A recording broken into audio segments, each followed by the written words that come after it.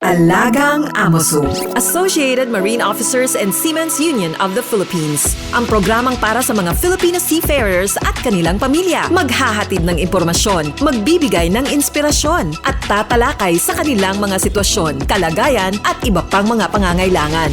Alagang Amoso. Kasama si Camille Simbulan dito sa Radyo Pilipinas World Service at Radyo Pilipinas Radyo Publiko. Magandang araw and welcome po muli sa Alagang Amoso, ang serbisyo publiko sa radyong hatid ng Associated Marine Officers and Seamen's Union of the Philippines o AMOSUP at ng Radyo Pilipinas World Service. Sa programang ito ay pinag-uusapan natin ang iba't ibang programs and welfare services ng AMOSUP para sa mga miyembro at dependents ng ating union. Tinatalakay din po natin ang mga napapanahong issue tungkol sa mga karapatan at kapakanan ng mga magigiting nating Filipino seafarers or sea-based overseas Filipino workers.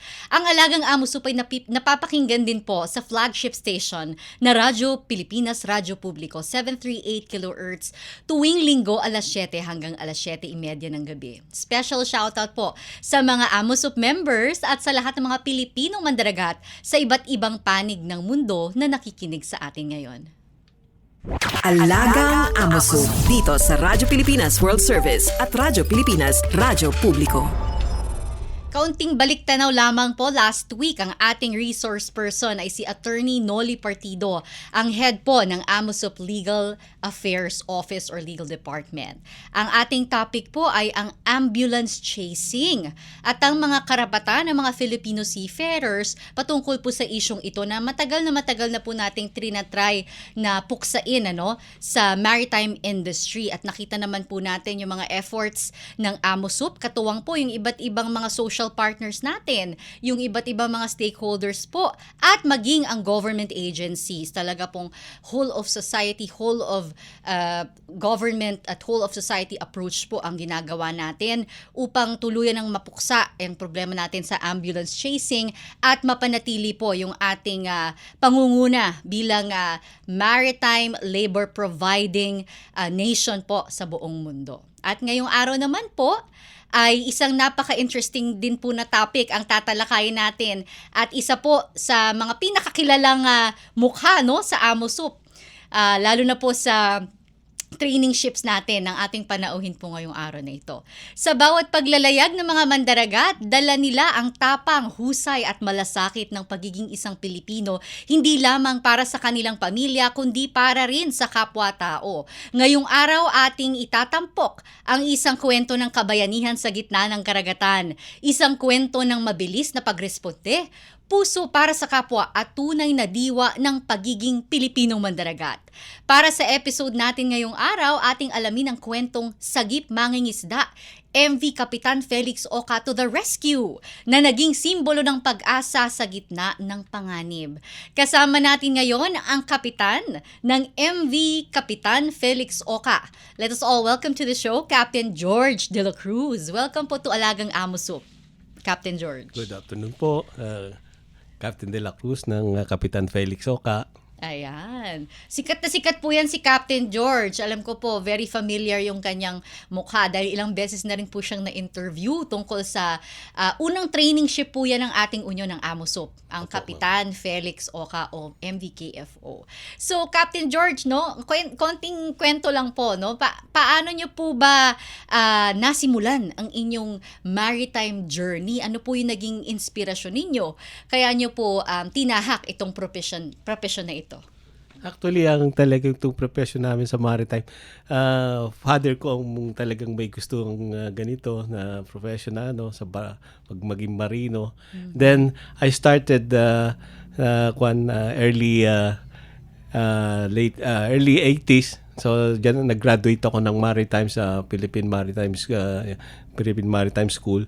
Mm-hmm. Then nag-start ako nag-overseas 1981 up to 1997. Then kasi dumating itong ating training ship November 1997 tong ating Kapitan Felix Oca. 90s. Dito na nagsimula yung aking service domestic na sa training ship. So bali ilang taon po kayo nag-overseas? Bali as siguro almost mga 15 years 15 years, oo, 80s, sa 1981 hanggang oo. 1999. Tagal nyo po naging marino Nag- talaga, no? Hanggang Opo, ngayon yes, po ma'am. eh. Bali early 80s kami. Then nahinto lang ako kasi pero sumakay pa nga ako ng overseas ng ilang months na Then, nung dumating nga itong training ship, yun na.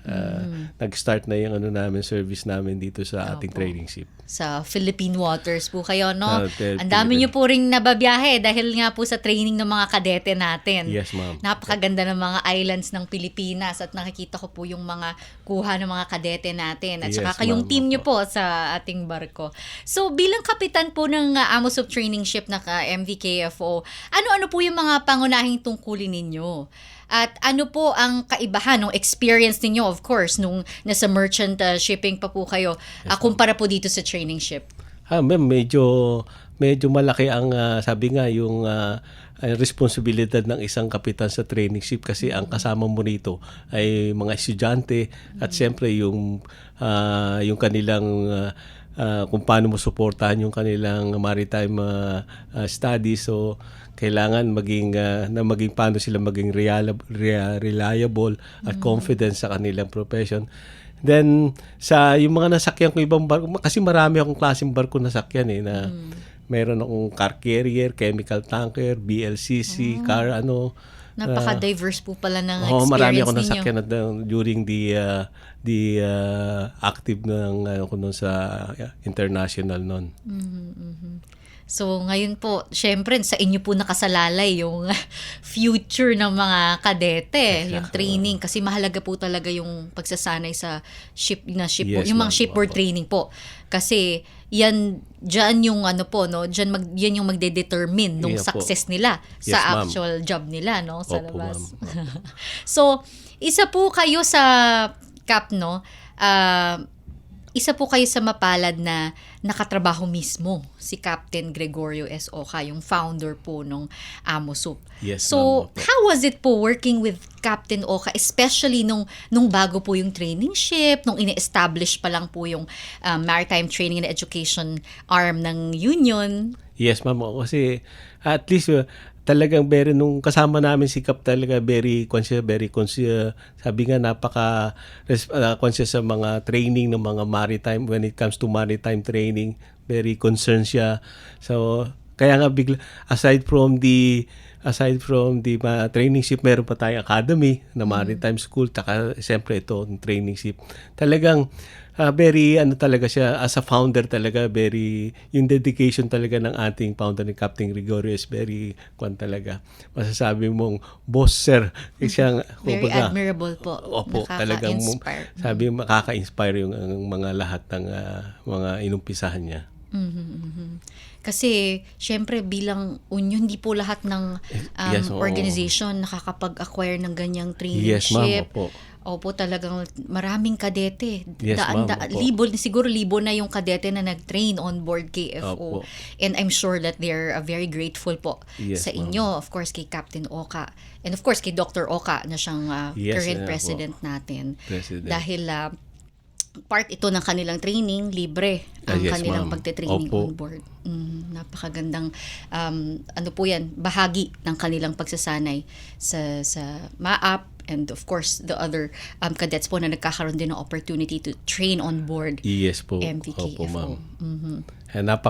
Napakalaking naitutulong sa ating mga marino tong ating sa training ship, yung school, at saka ang higit po sa lahat na natin is yung ang magandang benepisyo natin dito na inano ni Captain Oca is yung ating ospital, yung sa kasi kasamang benepisyo ang pamilya, Yes, of at saka course. mga yun ang kwan mo dahil yung sabi nga yung security yung ng benepisyo na kwan sa pamilya ng mga marino. So if there's one lesson po na hindi nyo malilimutan kay Cap, ano po yun? Ang Or niya, value, or core value, either core value or lesson po bilang isang marino? ang siguro yung yung pagiging responsibilidad mo sa trabaho mo, yung pagiging yung dedikasyon mo at saka yung sipag mo Yung sabi nga yung pagtitiwala mo sa sa trabaho mo na kasi sa bagay sa totoo lang ang sikreto talaga ng marino is para makatagal ka sa trabaho ng is yung sipag, libangin mo yung sarili mo sa trabaho para makatagal ka sa kontrata mo. And then ang last part ng kwan mo, pagiging masipag mo is highly recommended ka. Yun ang kwan. Kaya rin po talagang magandang feedback ng mga Yes, mga opo, employee po ng ating mga Pilipino mandaragat. Mandaragat, opo. Dahil hindi lang po trained yung skills, pati yung ugali, yung value, yung disiplina. Disiplina. Opo. Andyan, admirable nga naman talaga nung iniwan na yun na lesson sa inyo ni Captain Yes, ma'am. Oka. So, Cap, maiba naman tayo, no? Noong mga nakaraang buwan, naging simbolo po ng kabayanihan at malasakit yung pagsagip ninyo Opo, ma'am. sa isang mangingisda na humihingi po ng tulong sa gitna ng karagatan. Isang rescue operation po na nakuhanan ng video. I think Yes, we ma'am. can play it po ngayon sa inyong screen. Mapapanood nyo po yung actual na na rescue operation po, no. Maaari nyo po bang ikwento sa amin? Paano nyo po na-encounter itong mangingisda at saka ano po yung una nyong ginawa? Yes, ma'am. Nung underway kami, April 28 at 11 a.m., alas 11 ng umaga. Actually, may ko dyan, may interview rin, may nag-i-interview media rin. Tapos kaya nga nandun kami sa ng bridge namin during underway. Ini-interview ko underway. Ngayon parang siya, kasi North Channel ng corridor yun dahil daanan ng barko.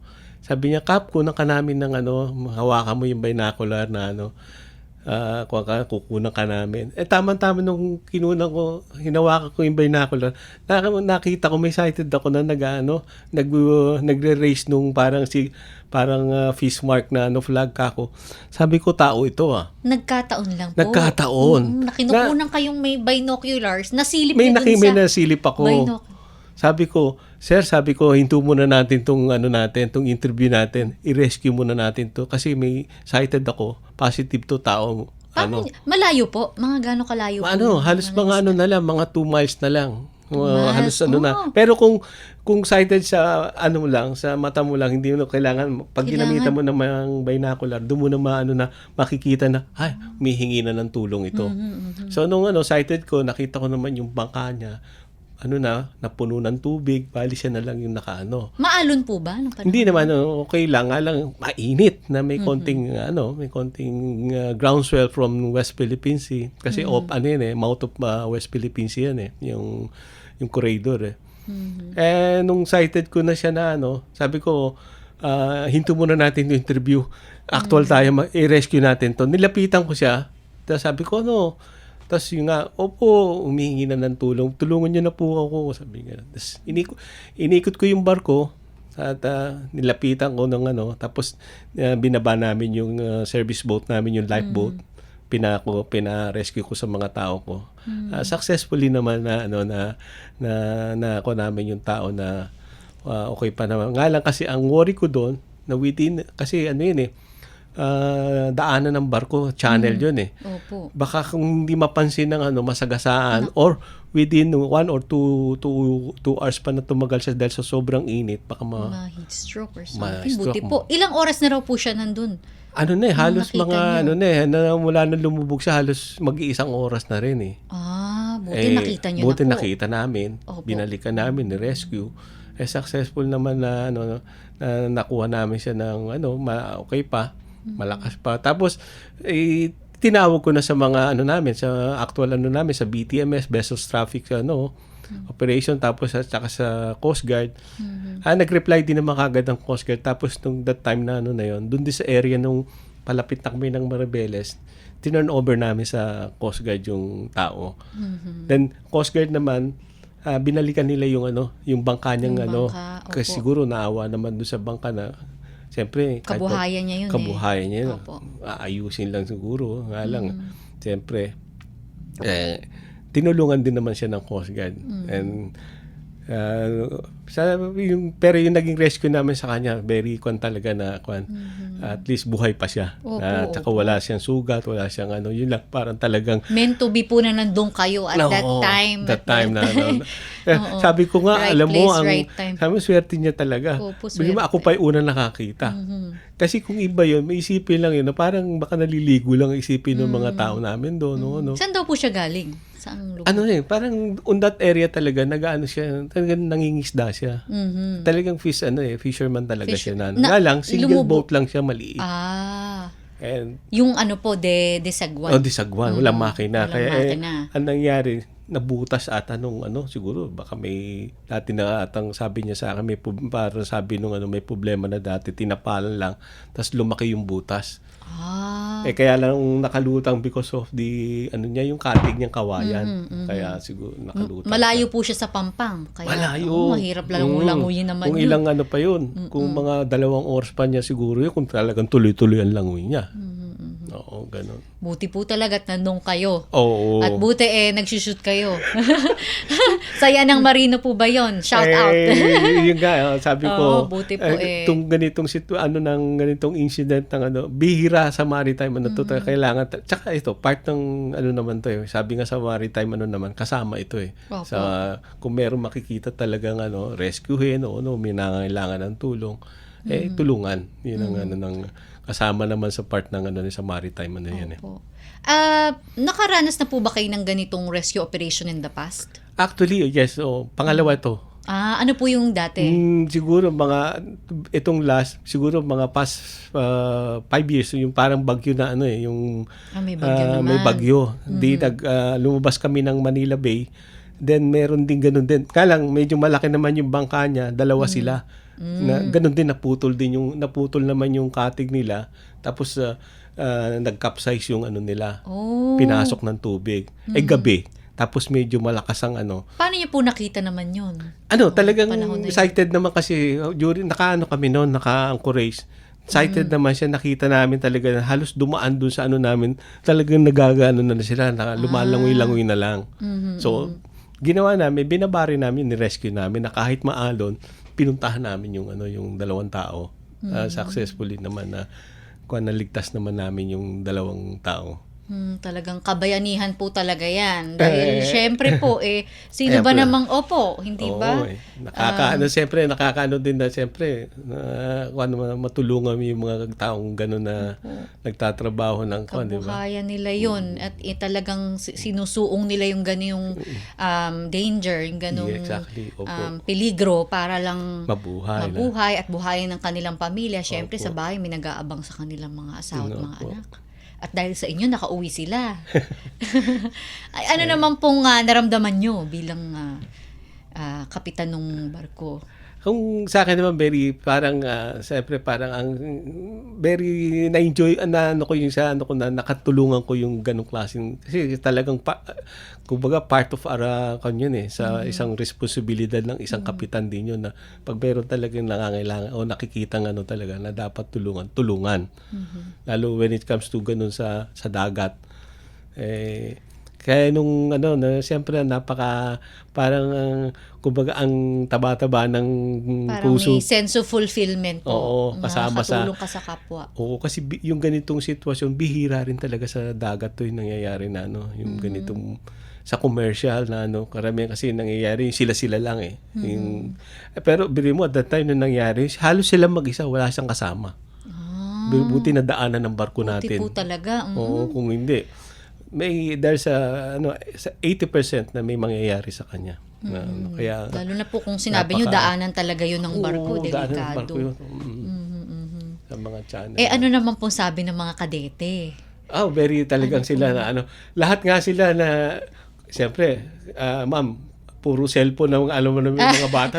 Lahat sila dinodocument nila. Sabi ko, piliin nyo na lang. Sabi ko, kunan nyo ng litrato para at least, siyempre, maging naman tayo na meron tayo na tulungan ganitong Tsaka ma-memorialize sa kanila. Siyempre, it was a proud moment. Yes, ma'am. Oo, diba? Siyempre, as a marino na bili mo, itong mga Pilipino, may nakitang ganito, sinagip pa talaga nila. Diba? Pero sa ibang vessel yun, hindi naman sa talagang halos ang Pilipino when it comes to May malasakit po ang Pilipino sa nagmamalasakit. kapwa. Oo, sa kapwa. Oo. Yun din po yung isa sa mga traits din po kaya din sinasabi nga ng mga empleo at saka pati ng mga ibang lahi na katrabaho mga Pilipino. Ang mga Pilipino very reliable and iba makisama. Yes, ma'am. Hindi Opo. ba? Talagang dama mo na, they're working with you and talagang through thick and thin, talagang magkakasama tayo. One for all, hindi ba? All Yes, for ma'am, one. opo. Ganyan ang Pilipino. So, yung mga kadete naman po, syempre, parang Oo, naku. iba rin yung fulfillment nila kasi Talagang, kumbaga sa baliktad nga, nakareport kagad sila sa mga parents nila. Kinuwento Oo nga, kagad nila sa kinuwento mga, agad sa nila, mga- Daddy, Mami, Day, meron kami na-rescue tao, ganun. Siyempre, kami naman kahit sila na, yung sa training namin, part lang ng sila. Talagang very sila na enjoy nila yung nila na at siya. saka naitanim nyo po sa kanila yung gano'n na Dapat. in the future, kapag meron Meron tayong na- na-encounter na kailangan ng tulong, Tulungan. Dapat tulungan. Diba? Tulungan. Oo, yes, ma'am. sagipin. Oo.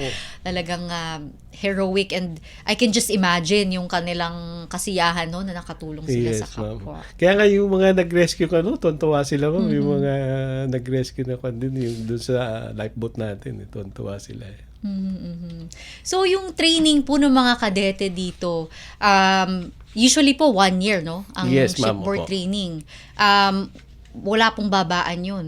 Ay, hindi, ma'am. Kasi sa school naman kasi ang nire-require nila is 1 year na shipboard. Pero hindi naman sasabing, pwede ring, kasi alam ko, ang ina-allow lang ng marina ngayon 6 months. Then yung another 6 months is overseas. Okay. The total of Basta 1 year. total of 1 year. 300 o 1 year. So, pero kasi pag ratings naman ng ang in-endorse mo sa school na additional ng ng service na 36 months. Pag ratings ka na deck or engine kwan. Kaya pero ma'am, imagine ang laking part tong malaking tulong sa mga ating mga estudyanteng seafarer tong ating training ship, Barko. no. Yes, ma'am. Talaga naman po. Dahil, syempre, kung magiging seafarer ka, kailangan, alam mo kung anong itsura ng barko. Yes, Anong ma'am. pakiramdam na nasa barko, anong mga Exactly. trabaho na Opo. haharapin mo, yung mga posible mong, di ba, ma-encounter kapag Ma-encounter. nandun ka na sa actual na barko na yung nakumpanya na pagtatrabahuhan mo. So, dito po sa Pilipinas, ano-ano po yung mga islang pinupuntahan ninyo pag nagte-training po kayo ng mga bata? Ang natin, nagpo-port of calls kami, depende sa Coron, Wow. Coron, Boracay, or pag merong mga medical mission, Ayan, medical mission or rescue or relief operation katulad nung ang last operation namin sa natin sa ating is the Pag-asa Island, the West Philippine Sea. Nag-outreach po kayo doon. Oo, na may dala kami mga relief goods din na turn over namin sa Pag-asa. Successfully naman na na-turn over namin yung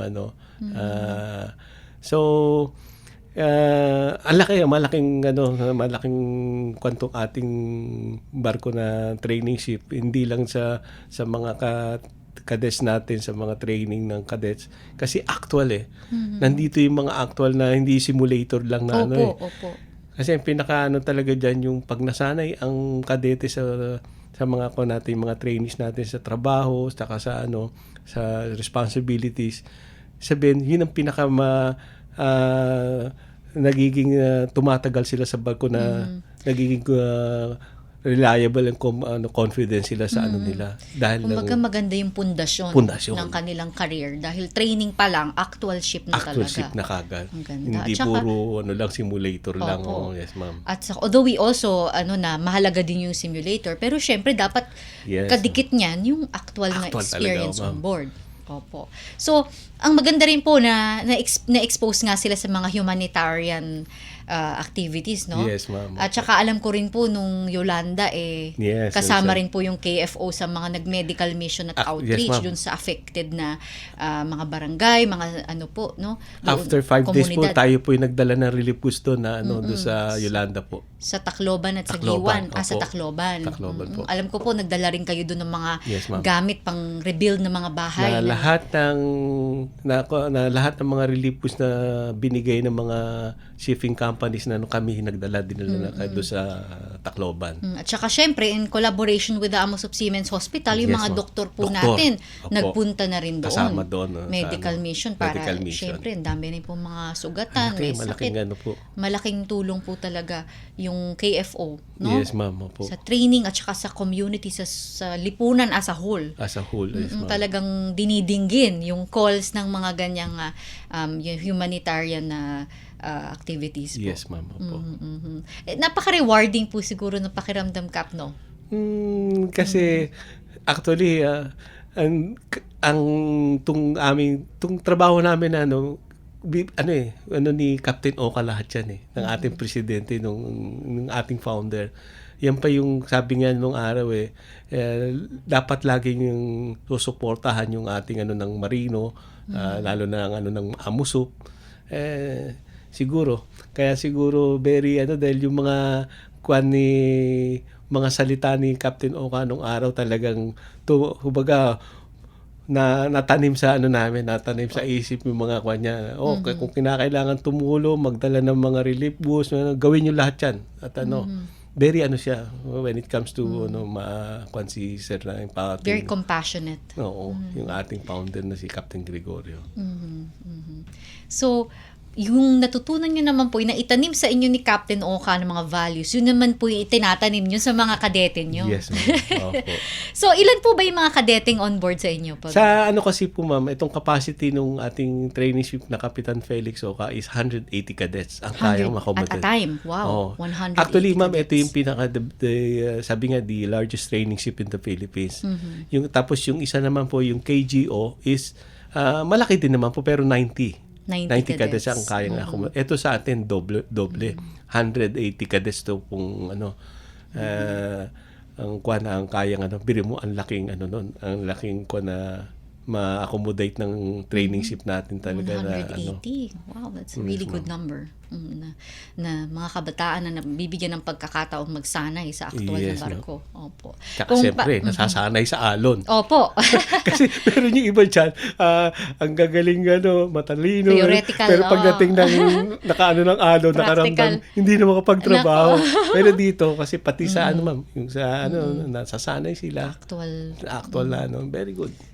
Para po sa information ng lahat, nabanggit ni Cap yung MV KGO naman, MV Kapitan Gregorio Oka. Yung po yung second training ship ng Amos. Yes, ma'am. So in total, we have 2 training ships. Training ship. Yung minamando po ni Captain George ay yung MV KFO, Kapitan Felix Kapitan Oka. Felix Oka, Yung unang yes, training ship natin. Yan ang unang training ship ng Amos. Okay, Cap, bago tayo magtapos, message mo na lang po sa mga Pilipinong mandaragat, lalo na sa mga kabataan aspiring to become seafarers. Yes, oo nga sa akin lang, ang mako-contribute is siguro yung ating pagiging masipag, habang nagtatrabaho, sipag at aral.